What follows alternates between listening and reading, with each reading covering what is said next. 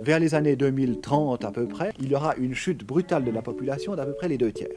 On peut dire aujourd'hui que l'humanité est menacée. Il est extrêmement difficile de donner un délai, si vous voulez. À quel moment est-ce que ça sera la catastrophe? Je crois que là, ça a été étudié par différents groupes, en particulier le fameux groupe de Rome, qui ont travaillé avec le MIT. Et ils ont en particulier fait jouer les données principales suivantes: les investissements en capital, ou le niveau de vie, ce qui revient à peu près au même, la population, le taux d'accroissement de la population, l'exploitation des ressources naturelles, la pollution et la production d'alimentation. Ils ont mis tout ceci dans un ordinateur et ils ont dit à l'ordinateur qu'est-ce qui va se passer.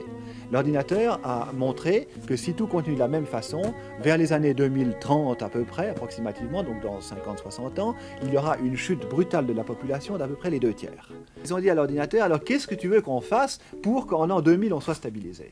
Alors l'ordinateur a répondu, il faut réduire les investissements de 2%, réduire la pollution de 50%, réduire l'exploitation des matières premières de 75% et réduire la production alimentaire de 20%. Oui, mais enfin, est-ce que c'est imaginable, compte tenu des croyances religieuses, de stopper la natalité ou de la freiner? Est-ce que c'est imaginable, alors que les 3/4 de l'humanité sont en état de sous-développement, de freiner le progrès économique? Eh bien, vous venez de répondre à la question que vous me posiez tout à l'heure. Est-ce que vraiment l'humanité est en danger?